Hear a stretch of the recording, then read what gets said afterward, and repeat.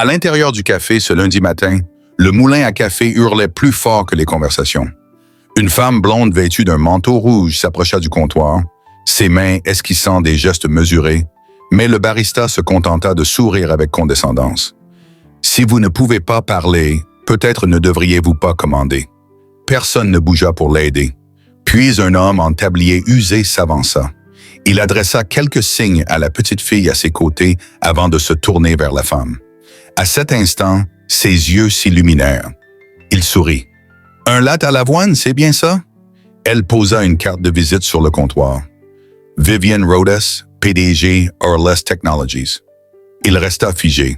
Cette entreprise avait arraché de sa vie la personne qu'il aimait le plus au monde. Daniel Brooks avait 36 ans et chaque matin, il se réveillait au son du silence. Pas le silence paisible, mais celui qui surgit après qu'une chose belle a été déchirée.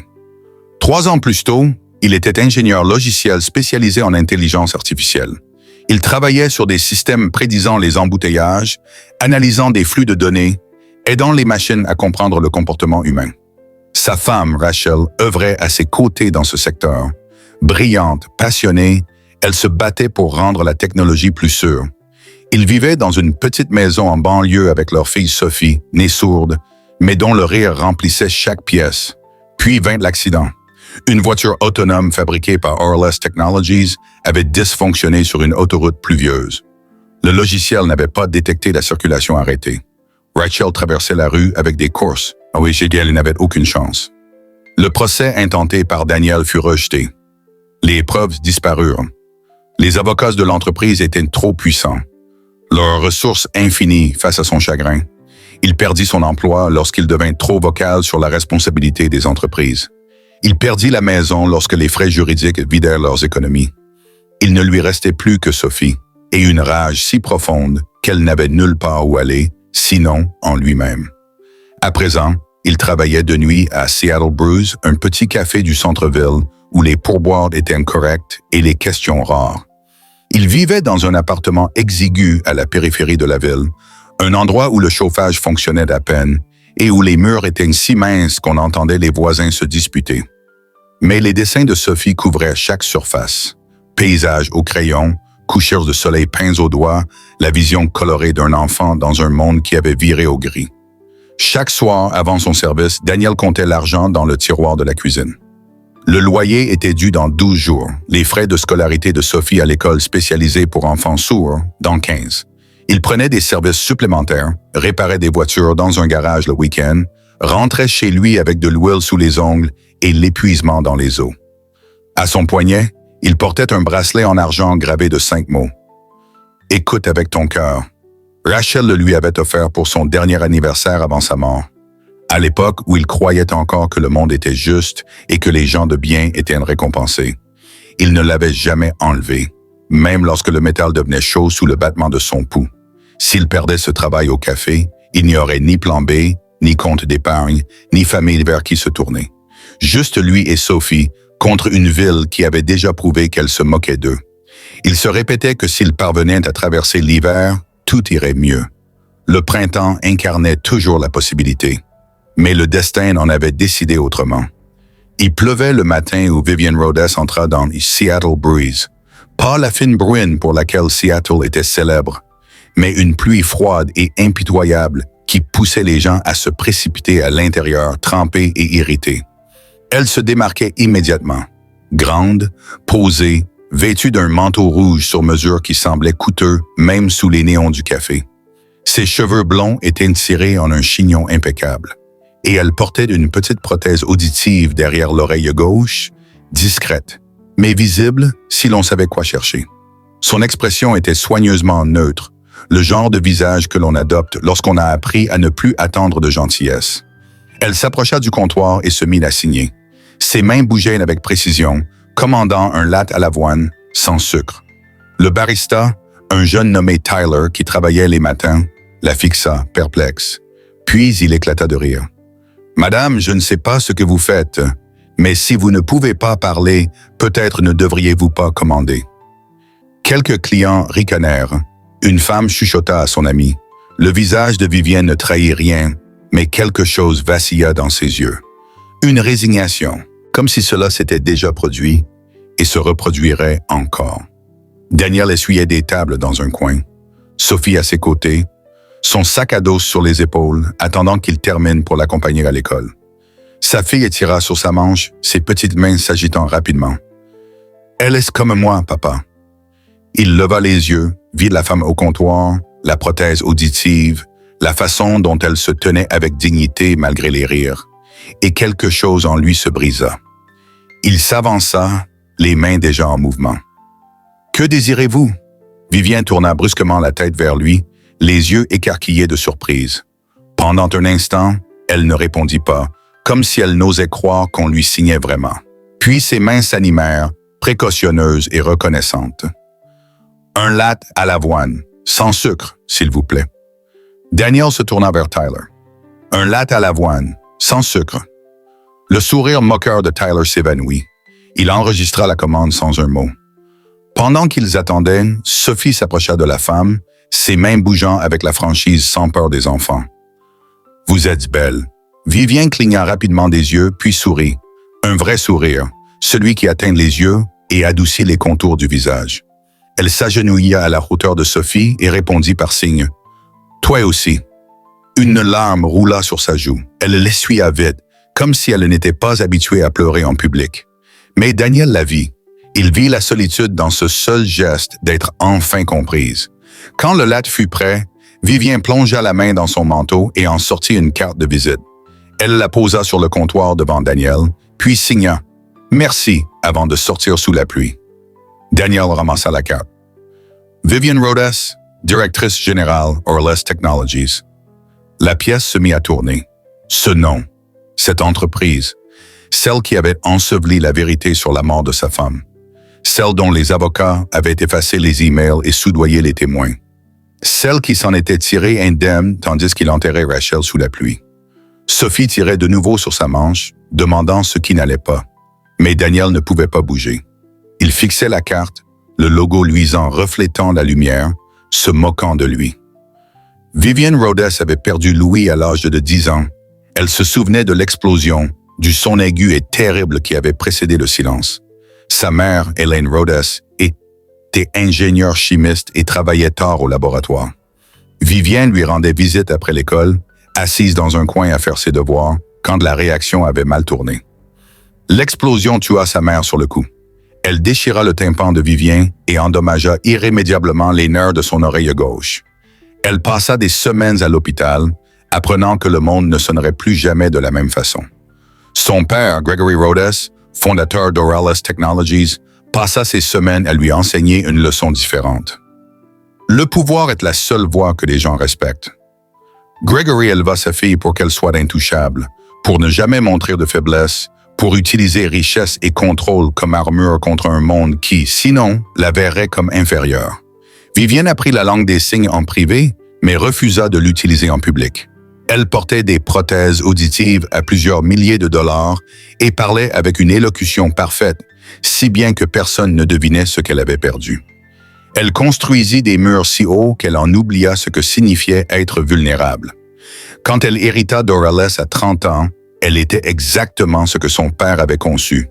Une PDG qui ne s'excusait jamais. Une femme qui commandait les salles par le silence plus que par les mots. Quelqu'un qui croyait que la compassion n'invitait qu'à l'exploitation. Mais la solitude a une façon de s'insinuer même à travers l'armure la plus épaisse. La nuit, dans son penthouse stérile surplombant la ville, Vivien enlevait ses prothèses et restait dans le noir. Le silence n'était pas paisible. Il était simplement vide. L'histoire de Daniel était différente, mais les blessures étaient les mêmes. Rachel Brooks avait été programmeuse chez Orless Technologies dans la division véhicules autonomes. Elle avait découvert un défaut critique dans le logiciel de navigation. Le système sous-estimait les distances de freinage par temps humides. Elle en avait fait des rapports, les avait envoyés à son supérieur exigeant de retarder le lancement jusqu'à correction. Son supérieur était Marcus Hale, directeur des opérations d'Orless, un homme qui mesurait le succès en bénéfices trimestriels et parts de marché. Il lui avait répondu que les données étaient peu concluantes, que le calendrier ne pouvait pas être retardé, qu'elle était trop prudente. Quand elle menaça de passer par-dessus sa tête, Il la réaffecta à un autre projet et enterra ses rapports dans un serveur oublié. 4 mois plus tard, le logiciel échoua. Rachel fut tuée. Marcus effaça son dossier professionnel. Il s'assura que les emails internes ne remontent jamais lors de la procédure. Il paya les bonnes personnes et le procès s'effondra avant même d'atteindre le tribunal. Daniel resta seul avec une fille à élever et un cœur rempli d'une rage qu'il ne savait où déverser. Il essaya de continuer à travailler, mais la colère le suivait en réunion, en revue de code, dans chaque interaction, jusqu'à ce que ses employeurs le jugeaient trop problématique. Il disparut alors dans des emplois mal payés, où personne ne posait de questions et n'attendait rien de lui. Sophie grandit en ne connaissant sa mère que par des photos et des récits. Elle touchait les images, traçant le visage de sa mère du bout des doigts, et Daniel lui parlait de cette femme qui voulait rendre le monde plus sûr, de celle qui avait tenté de parler, de celle qui avait été réduite au silence. 3 ans plus tard, la PDG de l'entreprise qui avait tué sa femme entrait dans son café et souriait à sa fille. L'univers avait un sens cruel de l'ironie. 2 jours plus tard, Vivien revint. Daniel réapprovisionnait des gobelets derrière le comptoir quand elle entra. Cette fois, sans le manteau rouge. Elle portait un simple pull gris et un jean, ressemblant presque à n'importe qui, sauf par sa posture, celle de quelqu'un habitué à commander, même sans le vouloir. Elle marcha droit vers lui et posa une enveloppe sur le comptoir. À l'intérieur, une note manuscrite et une invitation à Orless Technologies. Nous développons un système d'intelligence artificielle capable de traduire en temps réel la langue des signes en voix. J'ai besoin de quelqu'un qui comprenne le silence. Quelqu'un qui sache ce que cela signifie quand le monde ne vous écoute pas. Je voudrais vous proposer un poste de consultant, horaire flexible, rémunération compétitive et la chance de construire quelque chose qui compte. Daniel fixa la note, la mâchoire serrée, tout en lui hurlait de refuser, de froisser le papier et de le lui jeter au visage, de lui dire qu'il ne voulait rien avoir à faire avec l'entreprise qui avait détruit sa vie. Mais Sophie apparut à ses côtés, son sac d'école rebondissant sur ses épaules. Il avait demandé à une voisine de la ramener après l'école. La fillette regarda Vivien, puis la note, puis son père. Ses petites mains bougèrent avec une délibération soigneuse. « Papa, peut-être que cette fois, tu peux réparer ce qui nous a fait du mal. » Les mots le frappèrent comme un coup de poing. Sophie avait 7 ans et déjà assez sage pour voir ce qu'il ne pouvait pas. Que la colère ne ramènerait pas Rachel, que se cacher ne changerait pas le passé, que peut-être, juste peut-être, il existait quelque chose pour lequel il valait la peine de se battre, sans vengeance. Il regarda Vivien. Elle soutint son regard, attendant. Il hocha la tête une fois. « Je viendrai la semaine prochaine. » Les épaules de Vivien s'affaissèrent légèrement, un soulagement qu'elle ne chercha pas à cacher. Elle signa à Sophie. « Ton papa est très courageux. » Sophie sourit et répondit « Je sais. » Le bâtiment d'Orless Technologies était exactement comme Daniel s'en souvenait d'après les reportages lors du procès. Vert et acier dominant le centre-ville de Seattle comme un monument au progrès. À l'intérieur, le hall était tout en marbre et écran LED affichant les cours boursiers et réalisations de l'entreprise. Les employés en costume coûteux arpentaient l'espace avec la confiance de ceux qui savent qu'ils gagnent. Daniel se sentit immédiatement déplacé. Son jean était usé, sa veste élimée aux manches. Sophie serrait sa main, les yeux écarquillés devant les surfaces brillantes et le bourdonnement des voix réverbérant sous les hauts plafonds. Vivienne les attendait à l'ascenseur. Elle avait retrouvé son uniforme de PDG, veste ajustée, talons aigus, cheveux tirés. Mais quand elle vit Sophie, son expression s'adoucit. Elle s'agenouilla et signa. « Je suis contente que vous soyez venue. » Sophie répondit. « Cet endroit est immense. Est-ce que tu possèdes tout? » Vivien sourit. « Je suis à sa tête. C'est différent. » Ils prirent l'ascenseur jusqu'au 15e étage, où le laboratoire de recherche en IA occupait une aile entière. Vivienne avait réservé une salle privée pour Daniel et Sophie, équipée d'ordinateurs, de tableaux blancs et d'un coin rempli de livres et de jouets pour occuper la fillette pendant que son père travaillait. Les autres employés observaient Daniel avec curiosité et suspicion. Ils sentaient leurs regards dans les couloirs, entendaient les murmures. « Qui est-ce? Pourquoi est-il là? Est-il vraiment qualifié? » Mais Vivien fut clair. « Cet homme est consultant sur notre projet le plus important. Il possède une expertise dont nous avons besoin. Traitez-le avec respect.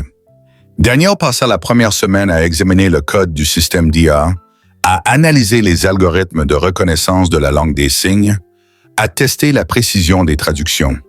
Le travail lui était familier. Il le ramenait dans le monde qu'il avait quitté. Et malgré tout, malgré sa colère, son chagrin, il se surprit à s'y investir, à vouloir construire quelque chose qui puisse aider des gens comme Sophie, comme Vivien, comme tous ceux qu'on avait ignorés parce que le monde ne voulait pas faire l'effort de les écouter.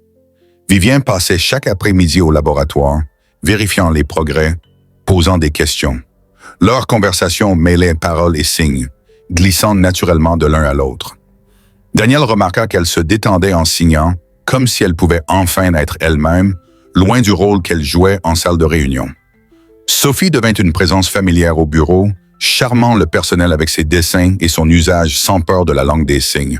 Elle s'asseyait en réunion, coloriant tranquillement, signant parfois des questions qui faisaient rire les ingénieurs.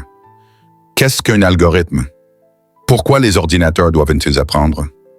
Est-ce qu'ils peuvent rêver? Daniel ressentait quelque chose qu'il n'avait pas éprouvé depuis des années.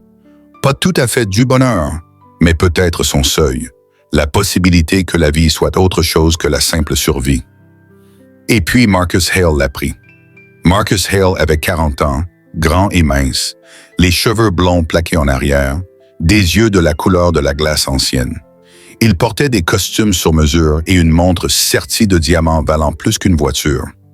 Il était chez Orales depuis 15 ans, grimpant les échelons par des décisions calculées et une cruauté stratégique. Quand il apprit que Vivien avait engagé un consultant sans l'approbation du conseil d'administration et que ce consultant était Daniel Brooks, il ne prit même pas la peine de cacher son mépris. Il trouva Daniel dans le laboratoire un après-midi. Sophie, assise à une table, dessinait tandis que son père travaillait. Marcus entra sans frapper.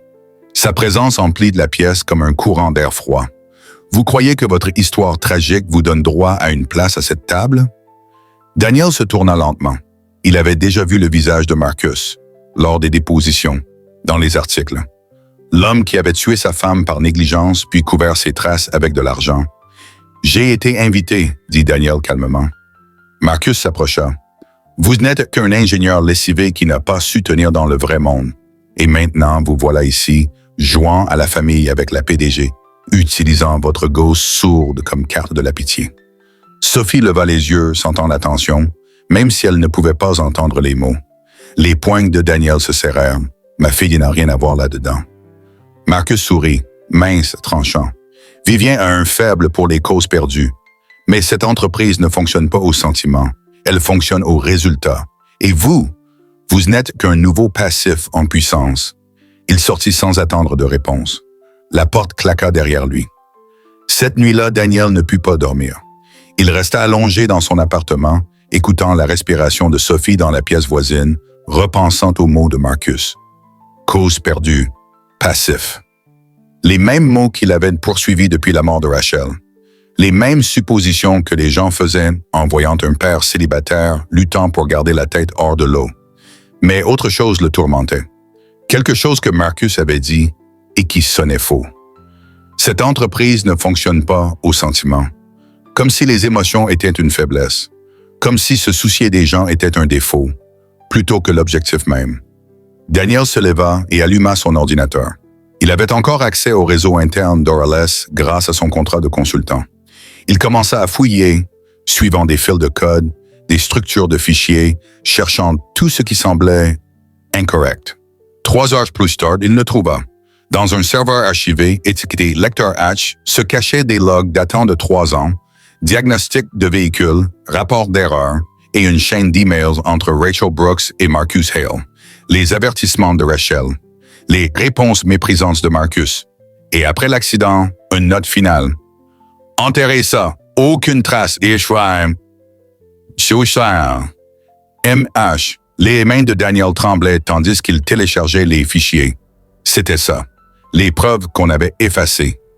La preuve que Marcus connaissait le défaut et l'avait ignoré. Que Rachel était morte parce qu'un homme préférait le profit à la sécurité. Il devait montrer ça à Vivien. Mais en fixant les fichiers, une peur glaciale s'installa dans sa poitrine. Marcus était puissant. Il avait déjà enterré ses preuves. Il le referait. Et cette fois, Daniel avait plus à perdre. Il avait Sophie à protéger. Le lendemain matin, Daniel se rendit au bureau de Vivian. Elle se tenait près de la fenêtre, contemplant la ville. Elle se tourna en l'entendant entrer. Son visage était calme, mais ses yeux étaient fatigués, comme si elle non plus n'avait pas dormi. « J'ai trouvé quelque chose, dit-il. » Il lui montra les fichiers, les emails, les rapports de Rachel, la dissimulation de Marcus. Vivian lut tout en silence, son expression se durcissant à chaque page. Quand elle eut fini, elle regarda Daniel avec ce qui ressemblait à de la culpabilité, du chagrin, ou les deux. « Mon père était au courant, dit-elle doucement. Il a dit à Marcus de régler ça discrètement, de protéger la réputation de l'entreprise. Je ne connaissais pas les détails, mais je savais qu'on avait enterré quelque chose. J'ai toujours su. » La colère de Daniel monta. « Et vous n'avez rien fait. » « J'avais 29 ans et j'avais peur de décevoir mon père, dit Vivian, la voix brisée. J'ai passé toute ma vie à être ce qu'il voulait que je sois, et je me suis haï pour ça chaque jour. » Elle se détourna, s'essuyant rapidement les yeux. « Je ne peux pas réparer ce qui s'est produit. Je ne peux pas ramener votre femme. Mais je peux m'assurer que Marcus ne s'en tire pas à si bon compte cette fois. »« Il va nous détruire, dit Daniel. Il a le conseil, il a les avocats. »« Alors, nous nous battrons plus intelligemment, répondit Vivian en le regardant. Pour la première fois, Daniel ne vit pas une PDG, mais une femme aussi lasse des mensonges que lui. Nous l'exposerons publiquement, d'une façon qu'il ne pourra pas couvrir. Ils passèrent les 2 semaines suivantes à construire leur dossier. Daniel travailla tard dans la nuit, recoupant les fichiers, traquant chaque lien entre les décisions de Marcus et les défaillances des véhicules. Vivian contacta des journalistes, des enquêteurs, tous ceux qui pourraient les aider à faire éclater la vérité. Mais Marcus n'était pas stupide. Il avait des yeux partout dans l'entreprise. Et quand il comprit ce qu'il manigançait, il agit vite. D'abord vinrent les rumeurs. Des murmures selon lesquels Vivian couchait avec un subordonné, qu'elle était compromise, que son jugement ne méritait plus confiance. Les membres du conseil posèrent des questions. Les actionnaires exprimèrent leur inquiétude. Marcus joua le rôle du directeur fidèle, triste des mauvais choix de Vivian, suggérant qu'elle avait besoin de temps pour se reprendre. Puis vint l'ultimatum, une réunion à huis clos avec le conseil. On offrit à Vivian un choix, démissionner temporairement et laisser Marcus prendre la direction intérimaire, ou faire face à un vote de défiance qui la renverrait définitivement. Elle refusa. Ils la renvoyèrent quand même. Le même jour, Daniel fut escorté hors du bâtiment par la sécurité. Son accès fut révoqué. Son contrat annulé. La raison officielle, usage abusif des ressources de l'entreprise. La vraie raison, Marcus voulait qu'il disparaisse. Daniel récupéra Sophie à la crèche au rez-de-chaussée, les mains tremblantes tandis qu'il lui signait. Nous rentrons à la maison. Elle le regarda, les yeux grands ouverts. On a fait quelque chose de mal? Non, ma chérie. Nous avons essayé de faire ce qui était juste. Et parfois, c'est pire. Cette nuit-là, Vivian était assise dans son penthouse, les lumières de la ville scintillant en bas. Elle avait retiré ses prothèses, laissant le silence l'envelopper comme une couverture lourde. Elle avait perdu. Marcus avait gagné. Et l'entreprise fondée par son père continuerait à mettre le profit avant les gens. Elle pensa à Daniel, à Sophie, à toutes les personnes comme Rachel, qui avaient tenté de parler et avaient été réduites au silence. Et elle pensa à la femme qu'elle était devenue, froide, contrôlée, complice. Elle avait passé tant d'années à construire des murs qu'elle avait oublié comment être humaine. C'est Sophie qui changea tout. 3 jours après le licenciement de Daniel, la petite l'aidait à faire ses cartons. Il ne pouvait plus se permettre l'appartement. Il en avait trouvé un plus petit, plus froid, de l'autre côté de la ville. Mais c'était tout ce qu'il pouvait se permettre. Sophie fouillait dans les vieilles affaires de sa mère, examinant photos et bibelots, quand elle tomba sur quelque chose que Daniel avait oublié. Une clé USB glissée dans une enveloppe portant son nom. Il la brancha à son ordinateur. Le visage de Rachel apparut à l'écran. Elle avait enregistré cette vidéo 3 jours avant sa mort. Son expression était grave, ses yeux fatigués, mais déterminés. « Daniel, si tu regardes ceci, c'est que quelque chose a mal tourné. J'ai tout documenté sur le défaut du véhicule. Marcus continue de me bloquer, mais il faut que ça soit enregistré. J'envoie ici toutes les séquences de tests, les simulations ratées, les signaux d'alerte, tout. La vidéo bascula sur des images prises par une caméra embarquée. Pluie, autoroute, la voiture fonçant vers une circulation arrêtée. La voix de Rachel, urgente, effrayée. « Marcus! Les commandes manuelles ne répondent pas. Arrête ça! » Mais la voiture ne freina pas. Elle percuta la barrière à pleine vitesse. L'écran devint noir. Daniel resta figé, les larmes coulant sur ses joues. Rachel avait su, elle avait essayé, et elle avait laissé des preuves parce qu'elle savait que Marcus tenterait de l'effacer. Sophie toucha son bras, ses mains bougeant doucement. Maman voulait dire la vérité. Daniel regarda sa fille, 7 ans, et déjà plus courageuse qu'il ne l'avait jamais été. Il prit son téléphone et appela Vivian. Elle arriva 1 heure plus tard, toujours vêtue des mêmes vêtements depuis 2 jours, les cheveux détachés, le visage épuisé. Daniel lui montra la vidéo. Elle la regarda 3 fois. À chaque visionnage, son expression se durcissait. « Nous pouvons utiliser ça, » dit-elle. « Marcus va l'enterrer, comme il a enterré tout le reste. Pas si nous la rendons publique, pas si nous la montrons à tout le monde en même temps. » C'est un char, c'est Kimba. Vivienne sortit son téléphone et commença à passer des appels. Journaliste, reporter technologique, quiconque voudrait l'écouter. Puis elle en passa un de plus au FBI. 2 agents fédéraux arrivèrent le lendemain matin. Ils prirent une copie des fichiers, interrogèrent Daniel, examinèrent les logs du lecteur H et ouvrirent une enquête officielle contre Oralis Technologies pour fraude d'entreprise et homicide par négligence. Marcus tenta de retourner la situation, affirmant que les fichiers étaient falsifiés, mais la vidéo ne pouvait pas être truquée. La voix de Rachel, les horodatage, les métadonnées, tout était là. L'Assemblée générale annuelle des actionnaires devait avoir lieu dans 5 jours. Vivienne en avait été exclue, mais elle avait encore un atout. Un discours public devant investisseurs, médias et tous ceux qui avaient douté d'elle. Elle demanda à Daniel de l'accompagner. Il accepta. La salle de conférence était comble. Les actionnaires remplissaient les sièges, les journalistes longeaient les murs. Les caméras suivaient chaque mouvement sur scène. Marcus était au pupitre, délivrant son discours préparé sur l'innovation, la croissance et l'avenir radieux d'Orles. Puis Vivienne entra. La sécurité tenta de l'arrêter, mais elle continua d'avancer. Daniel et Sophie la suivaient. La foule murmura. Le sourire de Marcus se figea. Vivienne monta sur scène et retira ses prothèses auditives. Elle les posa sur le pupitre avec un petit clic que le micro capta. Puis elle commença à signer. La salle se tut, confuse. Mais derrière elle, l'écran géant s'alluma. Le système de traduction IA qu'ils avaient construit ensemble, codé par Daniel, financé par Vivian, traduisit ces signes en paroles qui emplirent la salle.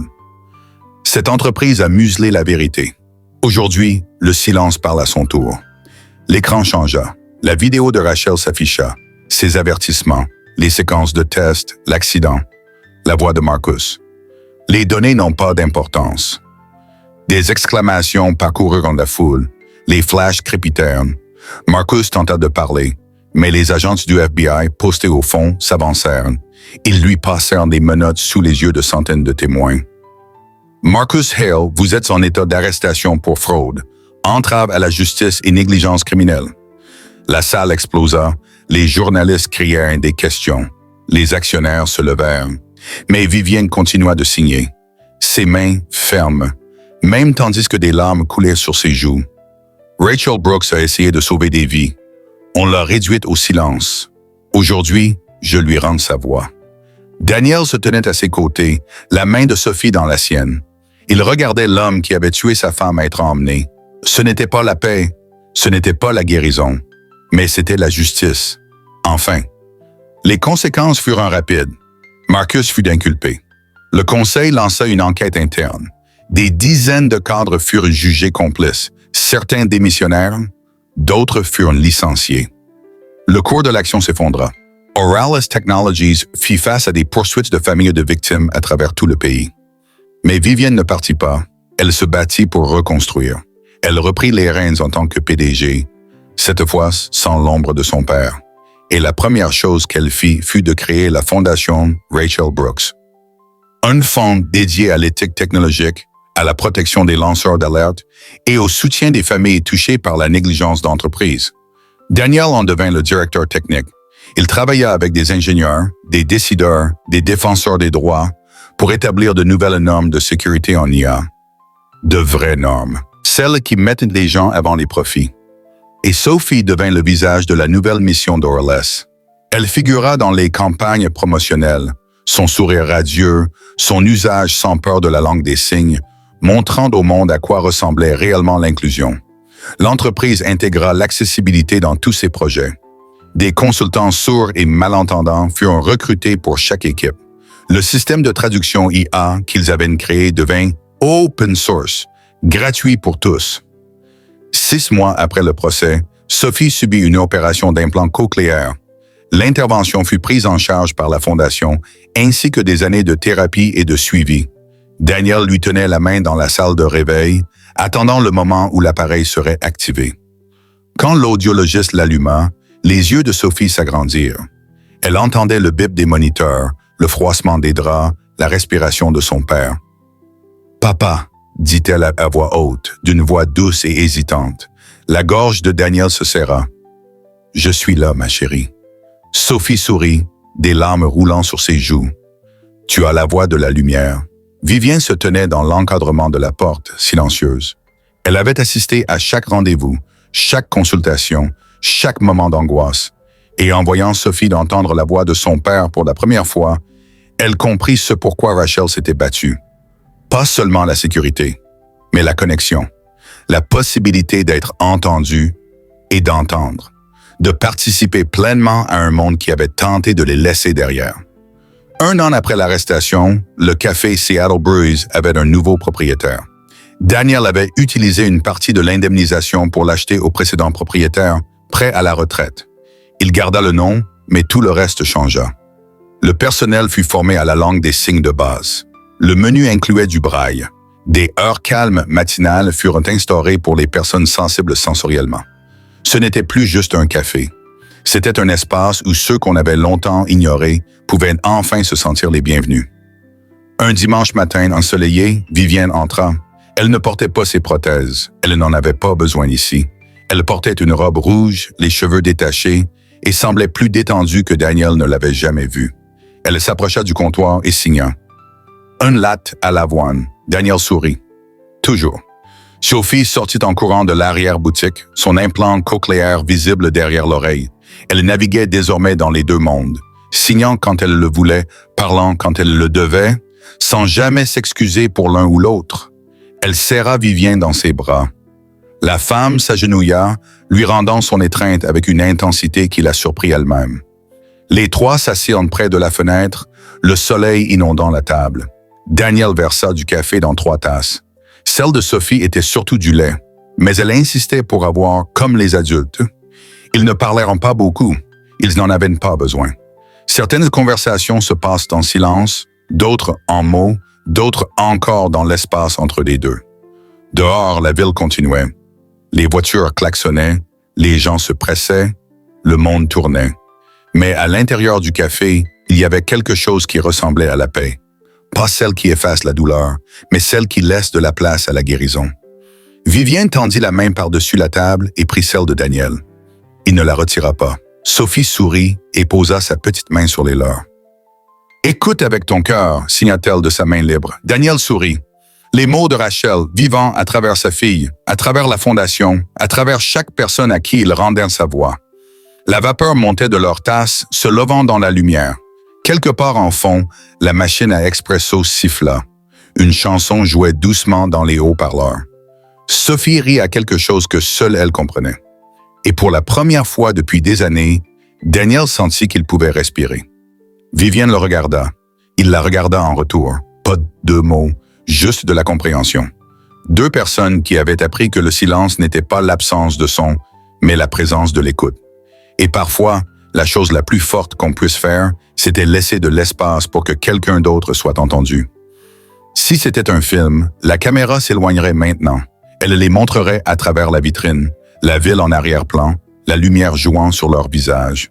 Elle s'attarderait sur leur sourire, sur le café refroidissant entre eux, sur la promesse que certaines fins sont aussi des commencements.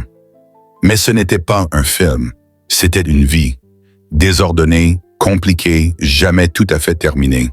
Il y aurait encore des luttes, des combats, des jours où le poids du passé semblerait trop lourd. Mais il y aurait aussi plus de matins comme celui-ci, plus de café, plus de rire, plus de moments où le monde semblerait doux plutôt que cruel.